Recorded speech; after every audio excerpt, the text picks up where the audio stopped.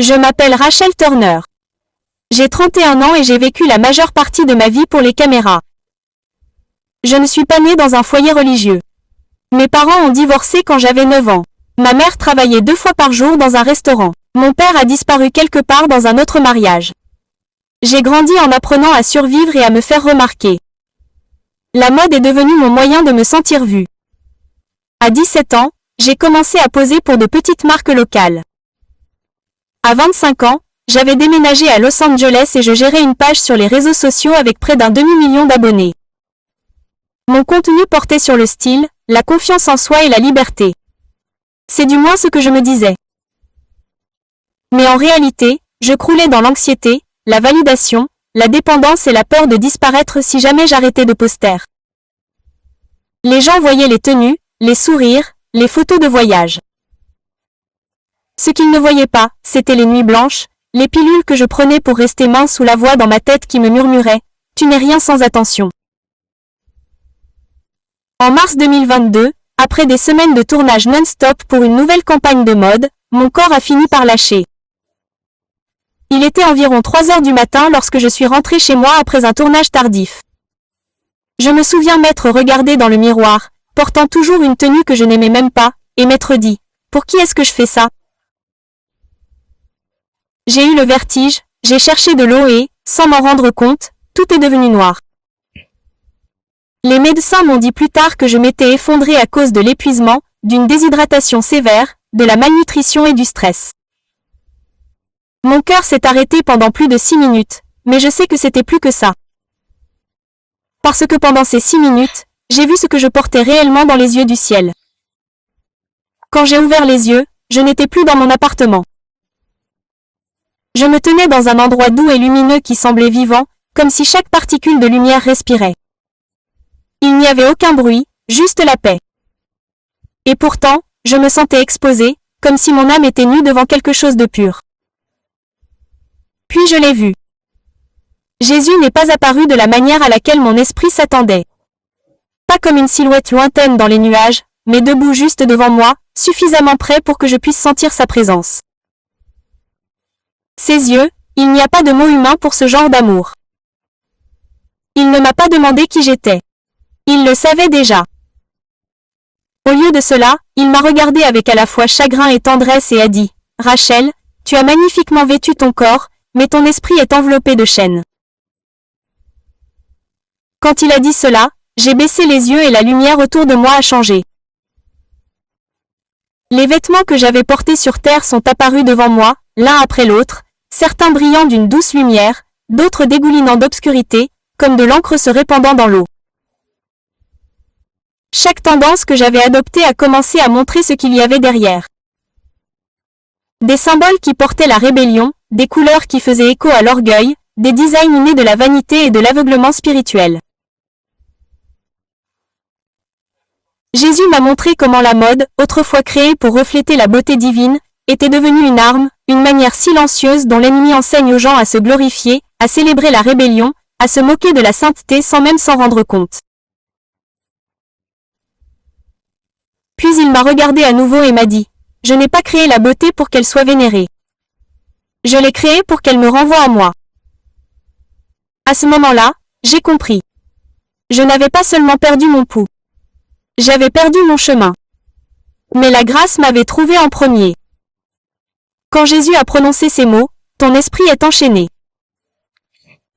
Un vent doux a commencé à souffler dans cet endroit radieux. La lumière autour de nous semblait se courber, formant quelque chose comme un miroir fait de verre vivant. Mais ce miroir ne reflétait pas mon corps. Il reflétait la vérité. Il a dit « Regarde ». En le regardant, j'ai vu des scènes de ma vie, chaque tenue, chaque séance photo, chaque publication. Mais au lieu de couleurs et de glamour, j'ai commencé à voir l'atmosphère spirituelle qui entourait ces moments. J'étais là, debout sur un podium, entouré de lumières clignotantes. Pourtant, derrière ces lumières se trouvaient des formes sombres, chuchotant, se moquant, se nourrissant de vanité. Leurs formes changeaient. Certaines semblaient humaines, d'autres ressemblaient à des silhouettes sombres portant des couronnes faites de fumée. Jésus a dit, « Ce ne sont pas tes disciples, Rachel. » Ce sont ceux qui profitent de ce que mes enfants revêtent d'orgueil. J'ai regardé apparaître l'une de mes campagnes de mode préférées. Elle était devenue virale des mois avant ma mort. Sur ce shooting, je portais une tenue métallique inspirée de la mythologie, audacieuse, frappante et un peu provocante. Mais dans le miroir, la beauté se déformait. J'ai vu de légers symboles cachés dans le motif, des marques que je n'avais jamais remarquées. Des serpents enroulés dans les coutures, d'anciens sceaux déguisés en motifs artistiques. Et derrière moi, une silhouette sombre souriait. Sa main reposait sur mon épaule comme un créateur fier. Les larmes me montaient aux yeux. « Seigneur » ai-je murmuré. « Je ne savais pas » a-t-il répondu. « C'est comme ça que fonctionne la tromperie. Elle se cache dans ce que vous appelez le style. » La lumière s'est intensifiée et le miroir a commencé à révéler non seulement la mode, mais aussi les motivations.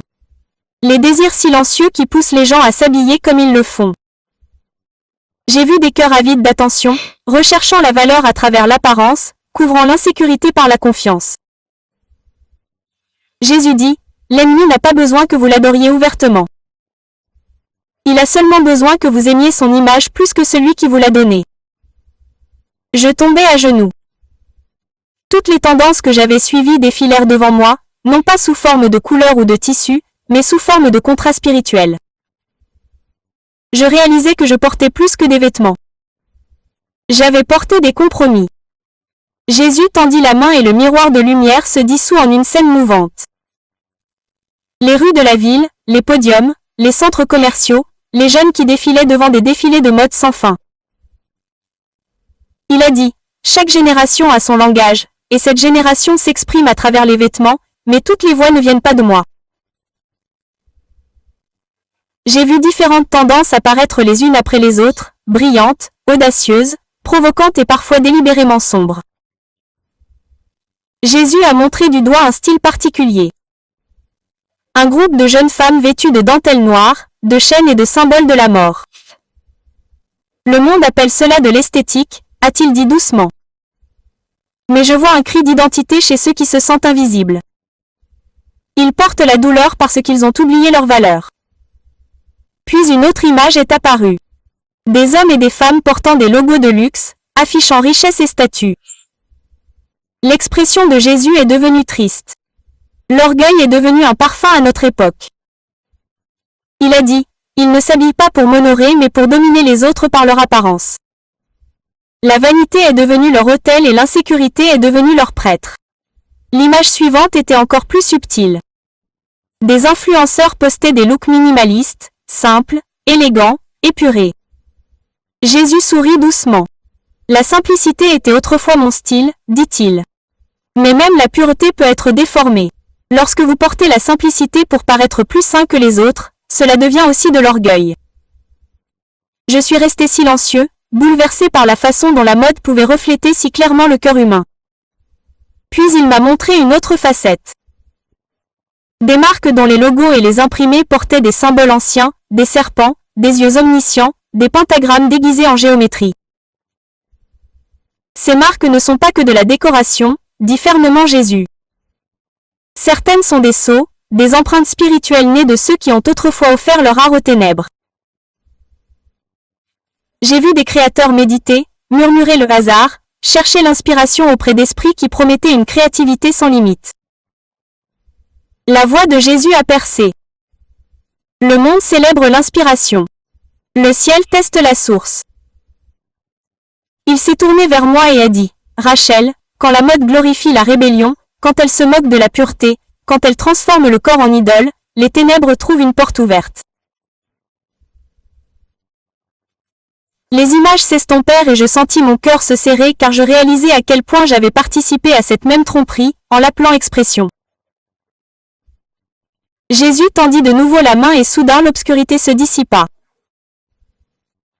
Je me retrouvais debout dans ce qui ressemblait à un vaste atelier rayonnant. Des murs de cristal vivant, des couleurs se mouvant comme un souffle. Des fils de lumière scintillaient dans l'air, se tissant en des vêtements si beaux que les mots me manquaient. C'est là, dit Jésus, que la beauté est née. La pièce vibrait de musique, non pas des instruments, mais du son de la lumière elle-même. Chaque ton était porteur de sens. Chaque teinte exprimait une émotion. Les anges se déplaçaient avec grâce, confectionnant des vêtements non pas à partir de tissu, mais de gloire. La pureté tissée dans la couleur, l'humilité cousue dans le motif. Je regardais un ange brandir une robe fluide qui reflétait le cœur de celui qui la portait. Si le cœur était pur, la robe était plus éclatante. S'il était empreint d'orgueil, la couleur s'estompait. Jésus se tourna vers moi. Lorsque mon Père a habillé Adam et Ève après la chute, il a dit qu'il n'avait pas seulement couvert la honte, il avait restauré la dignité. Chaque fil était censé rappeler à la création ma miséricorde. Je sentis des larmes couler sur mon visage. Alors comment l'avons-nous perdu? Il marchait à mes côtés, ses pas laissant des traînées de lumière. Parce que l'humanité a commencé à créer sans prière, dit-il. Il cherchait à impressionner plutôt qu'à exprimer mon image. Ce qui était autrefois un miroir du ciel est devenu une scène pour eux-mêmes. Soudain, l'atelier radieux changea. Sa lumière s'est estompée et j'ai vu la version terrestre.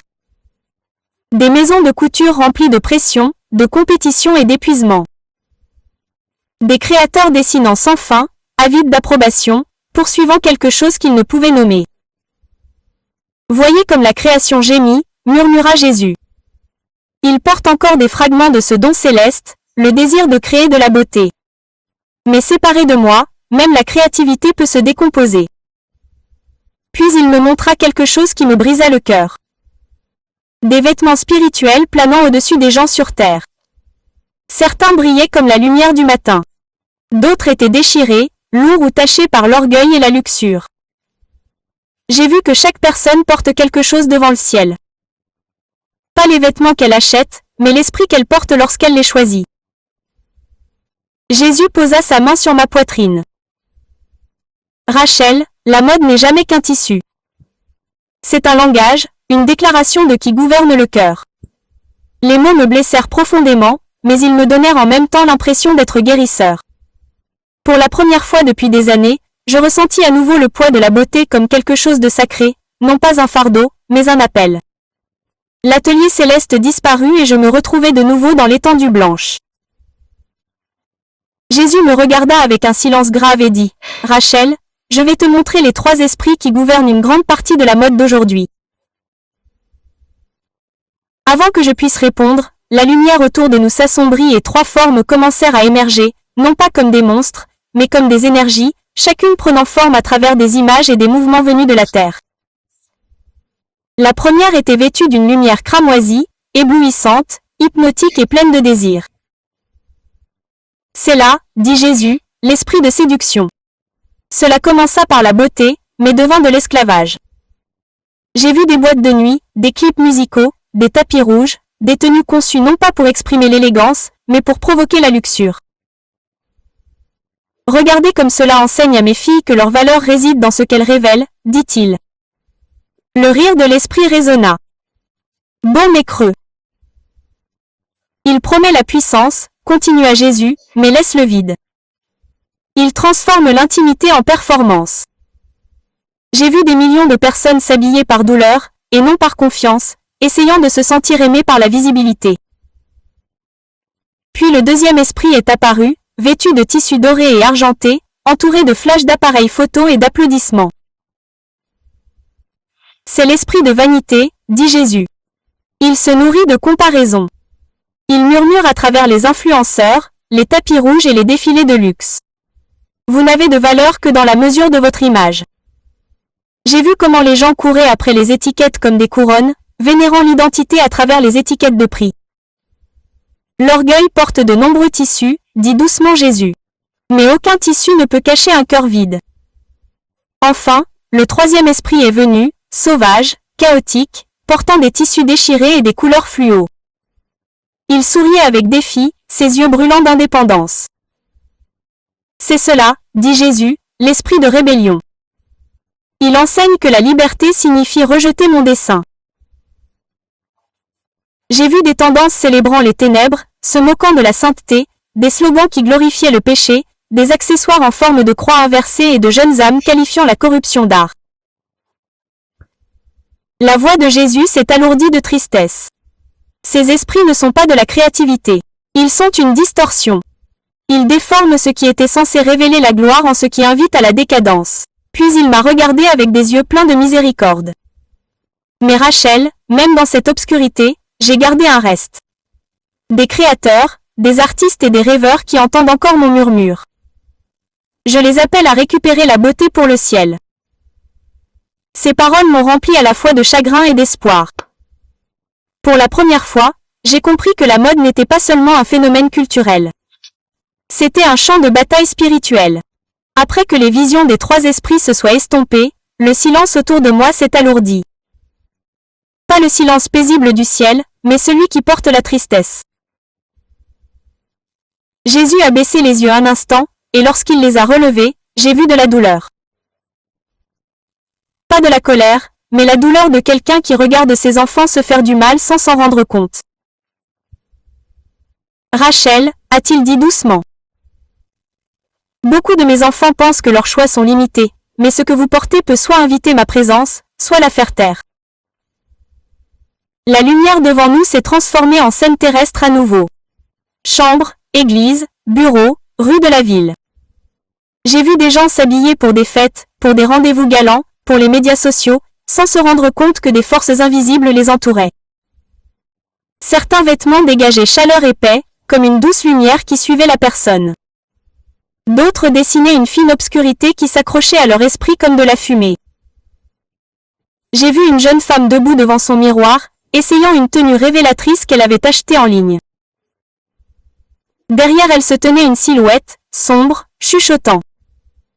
Elle souriait à son reflet, sans se rendre compte qu'elle faisait écho à sa voix. Jésus a dit, chaque fois qu'une âme s'habille pour être adorée, elle ouvre la porte au tourment. La louange de l'homme devient sa prison. Puis j'ai vu un autre homme, prospère, sûr de lui, enveloppé dans des vêtements de marque, entouré d'attention. Pourtant, dans son esprit, il était couvert de miroirs, chaque surface se reflétant lui-même. Il ne pouvait voir Dieu ni personne d'autre. Jésus a murmuré, c'est la malédiction de la vanité, la cécité déguisée en beauté. Je me mis à pleurer, Seigneur, comment quelque chose d'aussi normal peut-il devenir si dangereux? Il répondit, parce que l'humanité ne se demande plus d'où vient l'inspiration. Vous appelez cela de l'art, mais une grande partie de cela relève de l'autel. Je l'ai vu alors. Les défilés de mode sont comme des temples, les lumières sont comme des bougies, les applaudissements sont comme des adorations. Pourtant, je ne les condamne pas, dit doucement Jésus. J'aspire à les racheter. Car même ce que l'ennemi a utilisé pour les ténèbres, je peux le récupérer pour la lumière. Puis il se tourna vers moi, sa voix calme mais perçante. Rachel, dis-leur que je ne suis pas contre la beauté. Je suis contre l'esclavage qui se cache derrière elle. Les mots ont brûlé dans mon cœur comme une vérité gravée dans le feu. Jésus s'est tenu devant moi en silence pendant ce qui m'a semblé une éternité. Puis il a levé la main et la lumière a commencé à jaillir de sa robe. Une lumière si pure qu'elle se mouvait comme de la soie vivante. Elle m'a enveloppée et j'ai senti la chaleur se répandre dans chaque partie de mon être. Il a dit doucement que c'était ce que je voulais quand j'ai habillé mes enfants. Des vêtements de lumière, pas de luxure, de grâce, pas de faste. Quand j'ai baissé les yeux, j'ai vu la robe qu'il avait placée sur moi. Elle n'était pas faite de tissu, mais elle scintillait comme l'eau touchée par le lever du soleil. Elle ne portait aucun motif, aucun logo, mais elle était plus belle que tout ce que la terre avait jamais fait. J'ai réalisé que sa beauté venait de la sainteté elle-même. Jésus a dit, au ciel, les vêtements révèlent le cœur. Ils ne décorent pas. Ils déclarent. Les humbles brillent plus que les célèbres, car l'humilité reflète ma lumière. Il a fait un geste vers la terre en dessous de nous. J'ai vu des gens qui s'habillaient tranquillement avec dignité et simplicité. Leur esprit rayonnait doucement, bien que personne ne les ait remarqués. D'autres, adorés par des millions de personnes pour leur apparence, semblaient ternes et agités dans leur esprit. La vraie beauté n'est pas admirée par les foules. Jésus a dit, elle est reconnue par le ciel. Il a poursuivi, dis à mon peuple de s'habiller avec discernement, non par crainte, mais par respect. Que leurs vêtements expriment la paix, non par orgueil, la pureté, non par provocation. Lorsqu'ils couvrent leur corps d'amour, ils dévoilent ma présence. La scène autour de moi a commencé à changer, l'étendue brillante se fondant dans l'or. Je savais qu'il était sur le point de me renvoyer. Mon cœur s'est emballé. Seigneur, ai-je murmuré, comment pourrais-je leur dire quelque chose d'aussi lourd? Il a souri doucement. Tu ne parleras pas pour condamner, mais pour réveiller. Beaucoup se sont habillés pour le monde. Maintenant, je les appelle à s'habiller pour le royaume. Puis, pendant un dernier instant, il m'a regardé droit dans les yeux. Rachel, va leur dire que la mode est censée être sacrée. Le tissu peut se décolorer, mais la lumière ne le fera jamais. Ces mots résonnaient dans l'air tandis que tout autour de moi se dissolvait en blanc. La chaleur, la musique, la lumière, tout disparut en un battement de cœur. Et puis j'ai eu le souffle coupé. La chambre d'hôpital est devenue nette. Les machines ont bip accent aigu, les infirmières ont crié et j'ai réalisé que j'étais de nouveau en vie. Mais je savais que je n'étais pas revenue la même. Quand je suis revenue, je n'ai pas parlé pendant des jours. Les médecins ont dit que c'était un miracle que mon cœur se soit arrêté trop longtemps pour récupérer. Mais ce qu'ils ne comprenaient pas, c'est que j'avais vu quelque chose de bien plus grand que la mort. Chaque fois que je fermais les yeux, je voyais encore ce vêtement de lumière. Je pouvais sentir sa chaleur même lorsque j'étais allongée dans le froid du lit d'hôpital. Mais avec la chaleur est venu un poids, un fardeau que je ne pouvais pas ignorer. Au début, j'ai essayé de le repousser. Je me suis dit que personne ne me croirait.